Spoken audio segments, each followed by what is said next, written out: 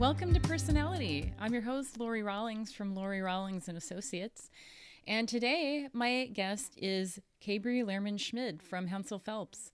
Kabri is a project superintendent at HENSEL PHELPS, and over her 15-year career portfolio, she has demonstrated a depth of skill as a superintendent across all project phases on highly phased, active campus projects totaling over $1.9 billion. She deliberately builds a culture of psychological safety on her job sites, which is what we're here to talk about today. And she's been recognized as one of Construction Business Owners 2019 Outstanding Women in Construction and received the Washington Women in Trades 2019 Workplace Leader Award. She's a champion for careers in construction management and the skilled trades. And Kabri is an excellent and experienced public speaker, co-chair of the Seattle Construction Suicide Prevention Task Force, and an AGC Culture of Care Steering Committee member, and a former director of the NAWIC Puget Sound board. So Kabri, welcome. Thank you so much for having me. Yeah, thank you for being here. We're going to be talking about psychological safety today in construction. And I'm wondering if you can start us out by telling us, what is psychological safety? Absolutely. So psychological safety is a term that's become more familiar over the last 5 years in business, managerial development trainings, the technology sector, and it speaks to how people can interact with each other at work. And so somebody who feels they have psychological safety at work does not have fear of judgment or retribution when they share something or ask a question at their job or with their team. And so it's the concept of having safety to interact with other people and to be able to contribute your whole self, to be able to learn more and to be able to make change with your team around you. That really resonates for me because a lot of the work I do is diversity, equity, and inclusion work. And I can see how important it is for people to feel psychologically safe, to be able to be their full selves in the workplace. And it's really important that people feel accepted and welcome and safe in their environment to be able to speak up about things that are perhaps problematic for them. So, can you elaborate a little bit about why psychological safety is so important on construction job sites in particular? Absolutely. So in construction, we focus so much of our day, myself as a superintendent on large job sites. My planning is associated with keeping people safe. My planning is associated with creating production and putting work in place. If somebody is distracted from the task that they're performing or unable to ask for clarity about, let's say, safe practices, then they're not only putting themselves in danger, but their whole team is in danger. They're not only causing themselves to be less productive, but they're unable to interact with their team and make their team more productive. And so the recognized metrics of the construction industry, so safety, production, maybe retention or training of our people, it's enhanced by the ability for people to stay focused on the task that they're performing and not feel that they're distracted without resources for something that's outside of work, or to your point of diversity, equity, inclusion, feels like a hazard at work. You hit the nail on the head as far as I'm concerned. That not feeling psychologically safe in your workplace has the potential to create physical safety issues, which is why I think it's so important that we focus on this topic in particular and on diversity, equity, and inclusion in construction more generally, because people who experience harassment or discrimination in the workplace are not able to focus fully on what they're doing. And exactly what you said, that creates the possibility that they're going to develop that tunnel vision and be so focused on the attack they're feeling in the moment that they're not going to be focused on working as safely and productively as they can. And that affects everybody on the job site. Absolutely. Can I give you an example maybe of that coming together? Part of what I do, especially as a superintendent for my full-time job, is really try to make this applicable to the actual technical responsibilities we have. Like, it's not something that's over on the side. If you were to have a morning job site meeting and your apprentices are in attendance, and you say to that apprentice who is maybe a minority woman who is only a year into their apprenticeship, you say, your job today is to go up on that scaffold and to paint that beam. If there is a fear of being judged within that team, because we know apprenticeships and apprentices have a long history and a challenging cultural stigma within the industry, if they feel that they are already judged as a minority woman within their team, there is no way they're going to say, I'm sorry, but I was never taught to use a fall protection harness to do that task. There's no ability to engage in that conversation. Nobody has asked for their input. They have told them to do a task. And so psychological safety would kind of break down two barriers in this case. One, it would demonstrate to their whole team that there is value in learning. There is value in teaching one another. That would be one way to create psychological safety. Pairing up people and saying to the veterans, I value all of the skills you have. I think you should go teach that person, and passing on that concept of like relationships with each other. And two, if you're creating a place that doesn't support that person being judged for their gender or their race, then you're creating a space where they're feeling the ability to raise their hand and ask a question. And so we encounter, examples like that all the time on the job sites where people don't feel that they have permission to ask questions to do their work better and more safely. Absolutely. And, it affects not only women and people of color, although it affects them probably most of all, but apprentices in general, I think, have a real difficulty feeling psychologically safe because of the tradition we have in this industry of hazing apprentices as a way of initiating them into the construction industry. And I don't know that people really understand the true psychological and safety implications of that sort of behavior. What are your observations on that? Sure.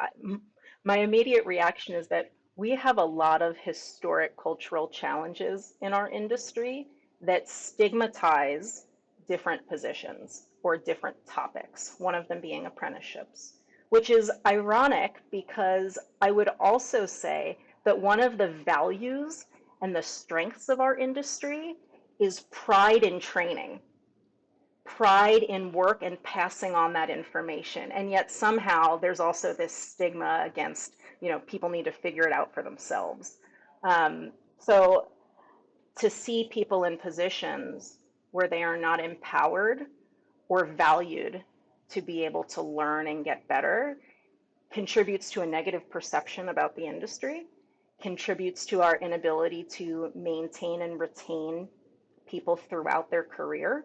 And it doesn't support the ability of our team to work at its highest performance. So, what are some things that we can do to build psychological safety? I think that a lot of the steps that we can take to create better teams can be performed in our daily responsibilities. And so I'll lead with that only because it doesn't need to be a monetary side effort that you need to get funding for as a company or an outside training. It comes down to relationships and treating people like human beings, but doing it in a way that tells them you want their input. You value what they're bringing to the project. You're willing to teach and to hear what they have to teach. And so what that looks like is in a job site safety meeting, encouraging somebody on your crew to share a story, right? Making connections between two different trades that are going to need the same outcome to be financially successful. So speaking with one trade, speaking to another, learning what it is that they need to feel successful, and then bringing them both together and acknowledging each other's priorities as important, right? It's bridging the gap between what sometimes people butt heads about and recognizing that you understand what they need to leave feeling successful. The next step is providing new information at the job site level. We just spoke about stigmas in our industry. We're trying very hard and have been for the last few years as an industry to tackle topics of diversity and inclusion. We've also been starting to tackle topics of mental health within our industry. If you create relationships where people are valuing you and respect you for the information that you bring to them, for your technical responsibilities, you're providing them the information they ask for. They need an RFI, you go write an RFI, you come back to them with follow-up. I mean, these are simple things we have to do every day, but doing it with intention to build relationships where you then can bring new information to the table. And in the next toolbox talk, you share information about the alarming mental health statistics of our industry, and you provide resources that your healthcare already has for your crew that you've never actually shared with your team because people didn't talk about it in the past. You start to knock down those stigmas using the respect you've already gained within the relationships you build every day.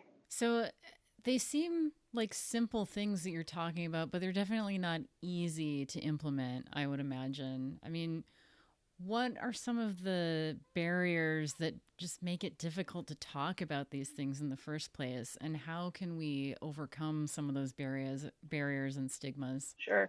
As a manager, first it takes some self-responsibility to go learn about different topics. And we're really lucky. Over the last 3 to 4 years, there are many construction-specific resources for both diversity and inclusion topics that are in short formats, really executable at the job site level, all the way through mental health resources that are used to help people assess where they're at and knock down some of the stigmas of what it means to be in an industry where machoism is valued, where there's access to lethal means.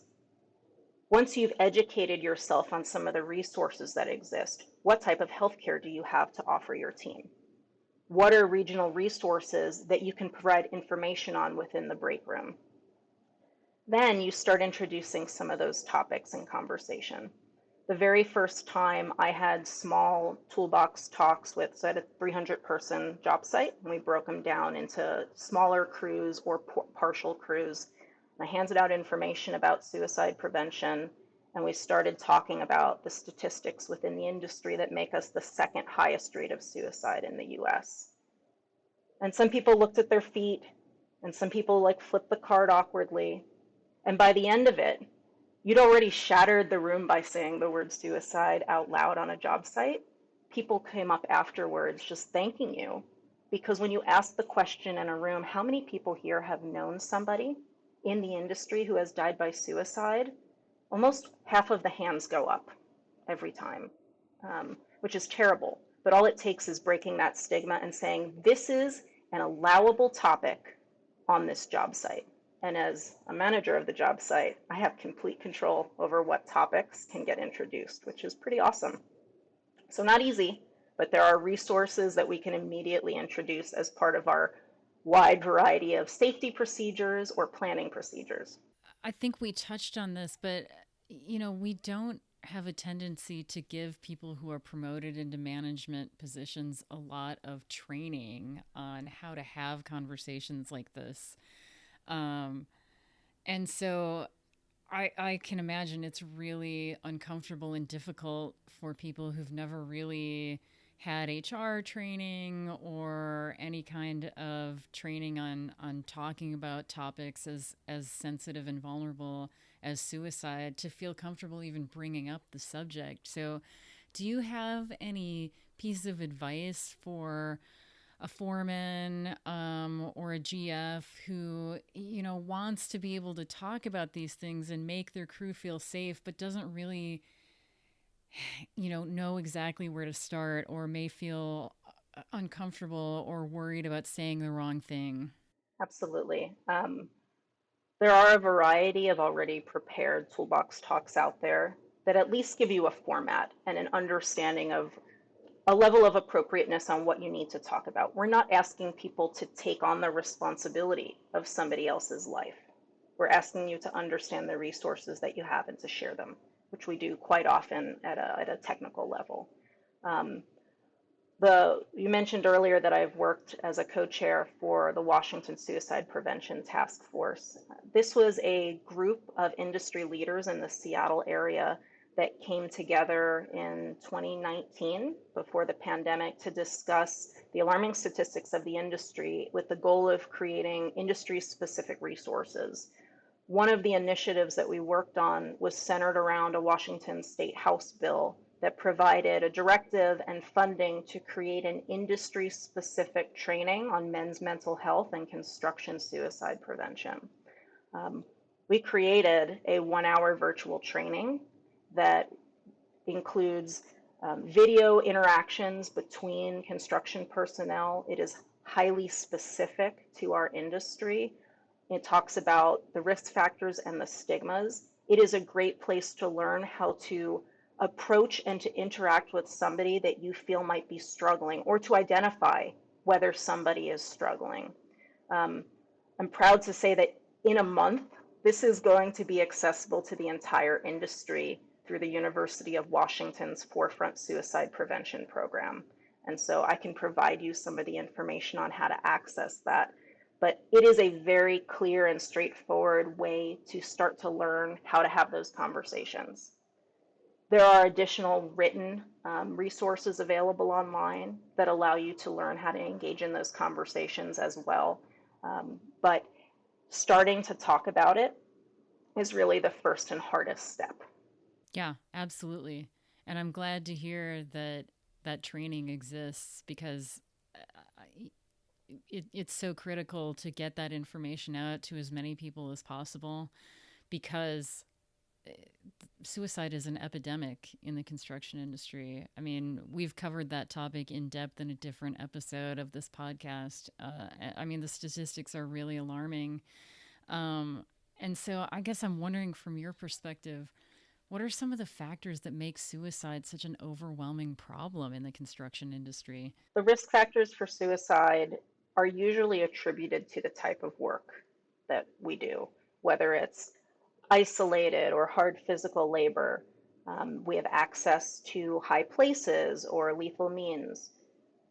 In and of itself, the work we do, I see as fairly neutral. What we can control are some of the consequences of that work. I, as a superintendent, have the complete ability whether or not to schedule the same person on night shift for a year in a row. I have the ability to learn enough about my people to understand if I'm taking them away from a new child. We have the ability to monitor for chronic pain, and we have the ability, you touched on this earlier, and it is so essential to really changing how we perform our work, is properly training our field management into leadership and responsibility roles, because they've probably historically been chosen to be a foreman because of how many lineal feet of wall track they put in last year. We do not have a great track record, and we don't have great resources for training our field management into roles of responsibilities. And it's a ton of responsibility. We are production driven, action oriented. We can manage against the consequences. But the stigmas that we've been talking about that exist, this is where the psychological safety comes in. How do we start to knock down the machoism that prevents people from talking about feelings? How do we make sure that we're willing to have a conversation about gun safety because we have a strong gun culture in our industry?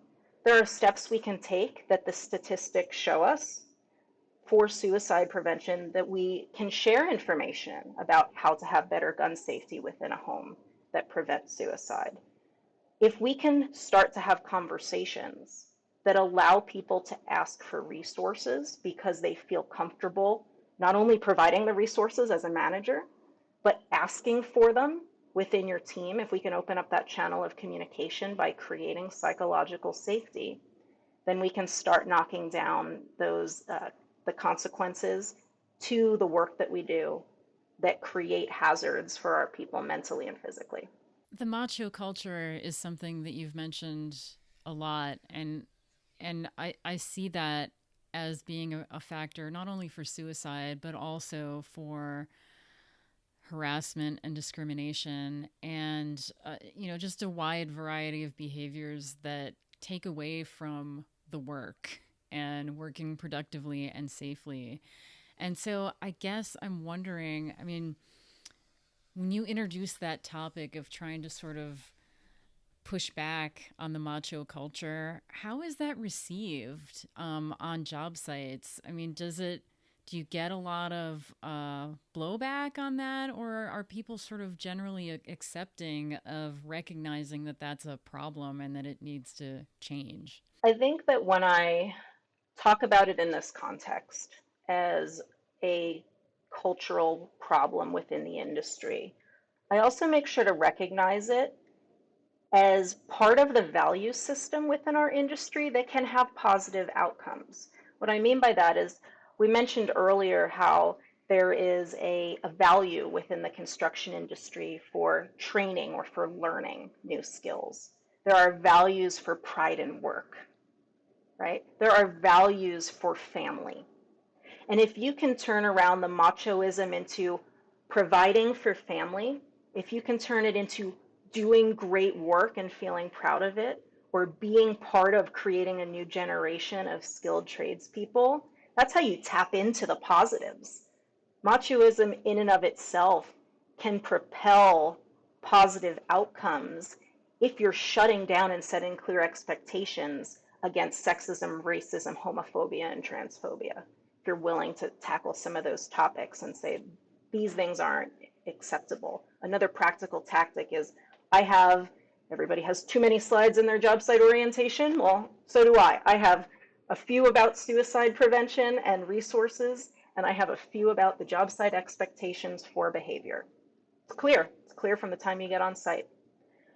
In practice, knocking out the negative outcomes of machoism that create people unwilling to listen to each other comes through just the daily relationship building and demonstrating that I care about what they care about. I care about what other people need to be successful.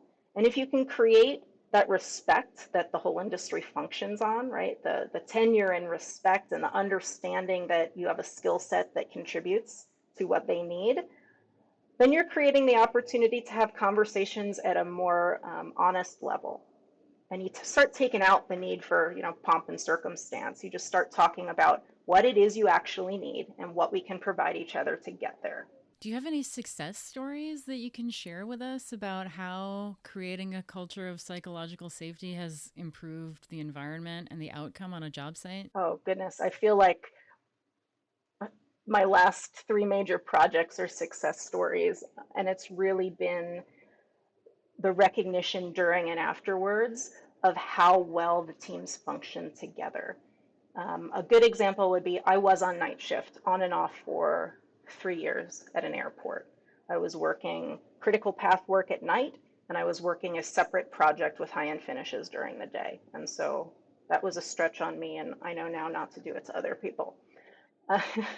But I used to get questioned by my management in the morning, every morning, what's going on with the critical path work at night? How are we protecting passengers? And I would always come and say, like, this is the plan, this is what we're doing. Did you know that so-and-so's personal life, X, Y, and Z? And I would often get the response, why do you care about all their drama? And my response was, I don't see it as drama. I see it as I understand exactly what they are struggling with that day. We have an honest conversation about that. They feel okay to share it, that they don't need to silo it away and be distracted by it during work. We talk together and we make a plan for when things change. There's no hiding of problems. And we're the most productive team on the project. That is why this project was successful, was because we had an open communication. Once you have that open communication, this is a great success story. I said I went through and I had conversations with all my crews about suicide prevention. On night shift, I sat down with my drywaller crew that was doing temporary partitions around the public, throughout the night. And I shared the statistics and I shared a toolbox talk. The foreman stopped work for an extra half hour during their lunch break to share his own struggle with depression and suicide. This is just a general crew that felt comfortable enough to be able to share that and share it in my presence because we had the same goals of being successful for the job site. That's really amazing and so important for somebody in a leadership position like that to model that it's okay to be depressed, to struggle with depression, and okay to share that knowledge with other people. And it's really impressive that you were able to get him to feel comfortable opening up and sharing that story with his teammates. How do you go about creating an environment where people feel that level of trust to be able to share information like that is really uncomfortable to share? You hit on modeling the behavior. I feel it's really important to expect what you give to the team. And so I'll find appropriate times to interject something about my thought perspective on how that crane is going to be assembled, to ask questions and acknowledge somebody else's expertise, um, to make sure that they understand I'm interested in what they have to say so that there's an actual conversation. I'm setting up a new project right now, and I walked into my deep foundation and shoring general foreman's office, and this is the first time we had met, and the first thing he said was, "I'm not sure if I should tell you, but I think now I will. So I have a different plan than your plan, and I think I should tell you about it." And I'm like, "Great." It's like, okay. And he went through his plan, and I said, "So you're telling me that you feel it's more important to have a workflow through your shoring than through your deep foundations?" And he's like, "Yes, exactly." He's like, "I think it's better for the excavating team. I think it's better for the demo contractor." I'm like, "That's great. I was assuming something else."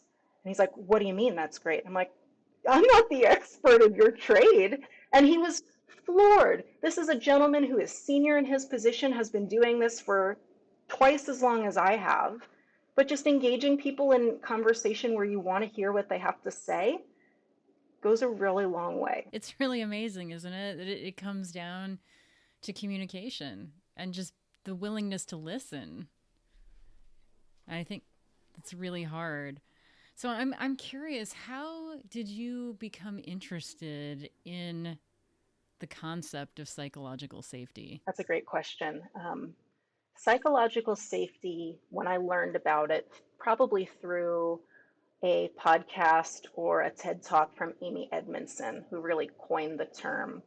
Um, when I first heard about it, it really felt like an appropriate umbrella for my management style, which is very facilitating. It felt really appropriate for my interest in my own personal experience as a 5 foot, half-inch female superintendent in the construction industry who wants to bring along more underrepresented individuals into the industry. And so I had been doing a lot of work with workforce development initiatives focused on getting more individuals into the industry. It felt like it captured my passion for discussing the topics of mental health, especially when COVID hit and construction kept going. The silver lining was it destroyed the line between personal and professional life that we had held so strongly to for so long. We started to have to recognize that people had to go home to help their kids who were out of school. We started to have to be more flexible, but work went on. We kept working. And so when I heard about psychological safety, it felt like a really important way to capture how important relationships were to those valuable metrics of our industry: the production, the physical safety, the retention, and the seeking out of skilled people. It just fits so nicely. And so it's a topic that's starting to get overused in some circles, and it's a topic that other areas of the country just haven't been exposed to. And that's really, really great because so many people are coming at the same topics: mental health, DEI, safety, from their different silos within the industry. And we're starting to bridge all of those different silos with topics that affect our people, from HR, from safety, from legal, from project management. And that makes so much sense because really what's fundamentally at the core of all of those different things is recognizing people as individuals and treating them as human beings and making them feel comfortable to be themselves in the workplace. I think that's at the core of psychological safety. It's at the core of an inclusive workplace. It's at the core of so many things. And so I can see why there's synergy. I don't really like that word, but there's so many synergies between these different areas because it really comes down to making a culture shift so that we're focusing on our people as people and not just commodities. Yeah, it's letting people know not only that they're valued and that they will be included. So that's like the inclusion and diversity element of it. It's giving them the recognition that they have the power to impact their experience. It's not just saying, here's a great place for you to feel good. It's that if you don't feel good, you can ask a question. If you think there's a better way, let's talk about it.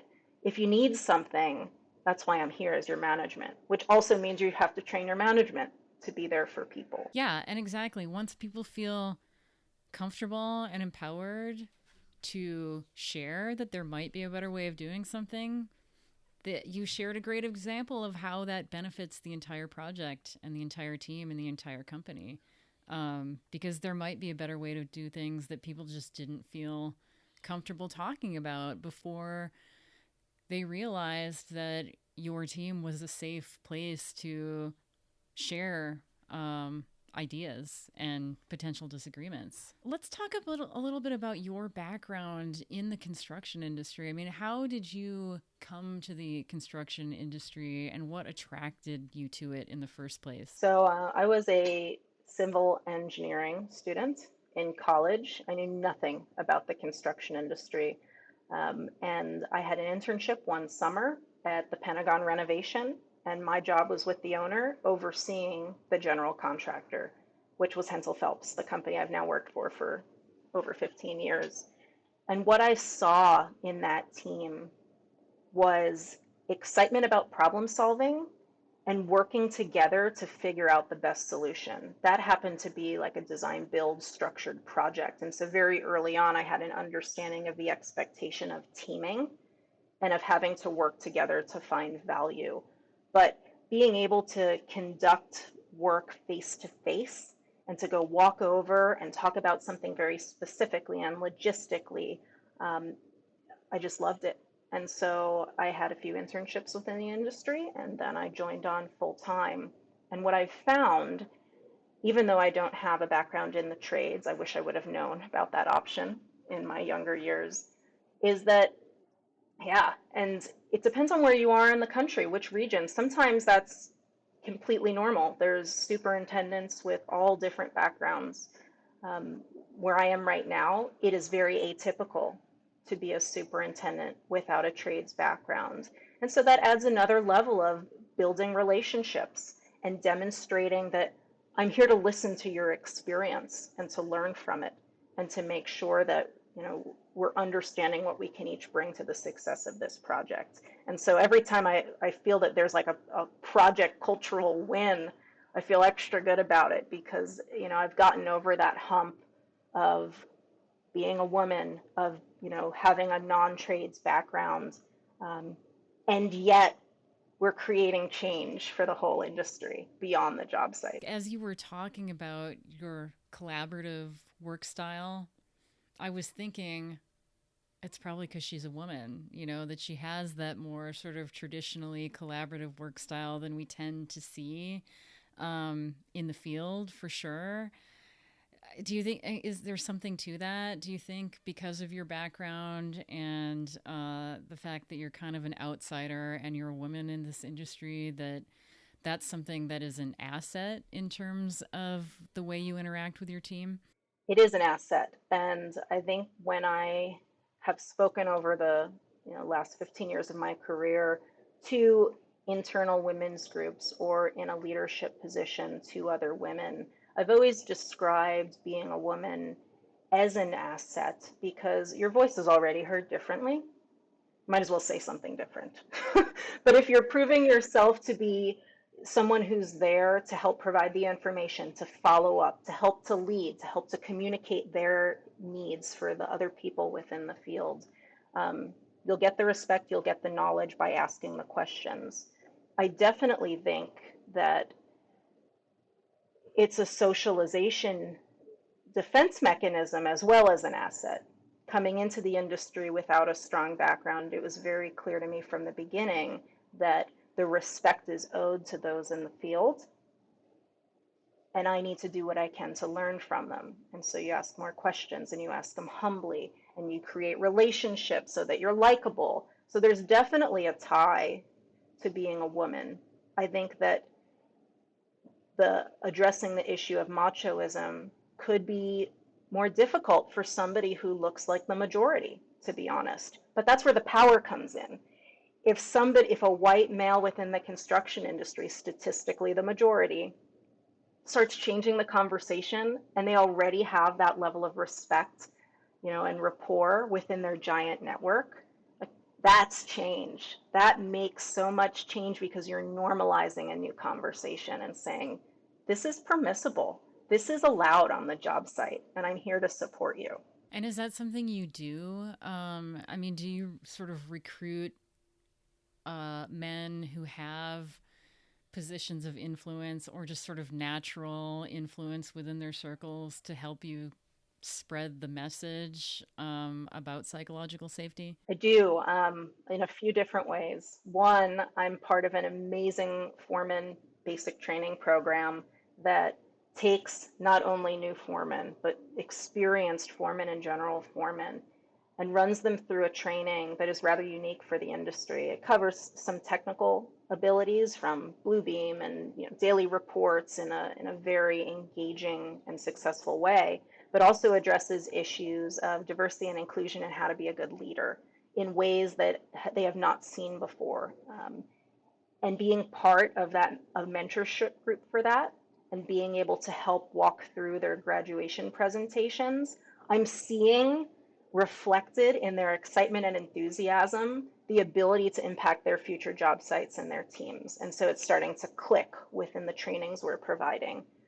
In my own company, it's continuing to talk about what I'm doing on my projects with others, not just remaining siloed as a superintendent on my projects, but making sure I'm connecting with the other superintendents and project managers throughout my region, throughout my company. And then when I get asked to be on a panel, my first question now is who else is on the panel?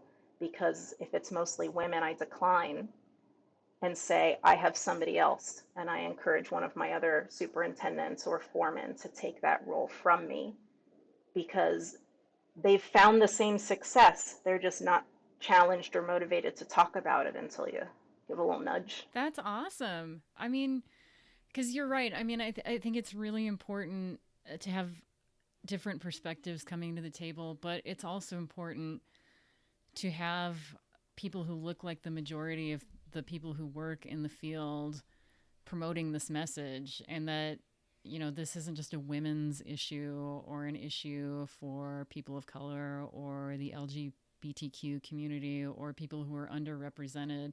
This is something that benefits everybody because it's something that affects everybody. And so it's really important to have ambassadors from every demographic, but particularly that core demographic of white men who predominate in the industry and really set the tone. So that's really smart.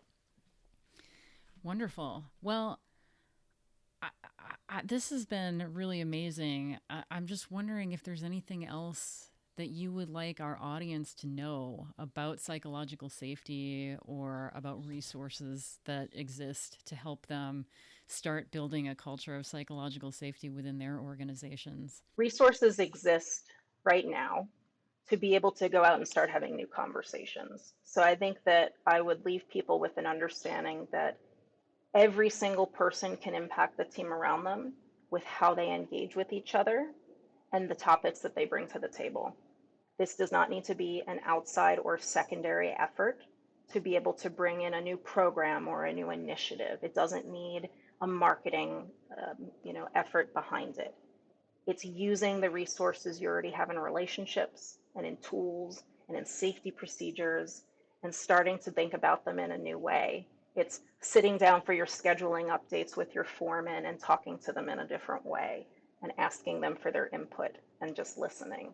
So I'd leave you with, go find some resources. We'll put some in the show notes. And two, make sure that when you're doing your daily technical responsibilities, you understand the impact that you can make. Well, thank you, Kabri, for the work you're doing and for taking time to join us today. Thank you so much for the opportunity.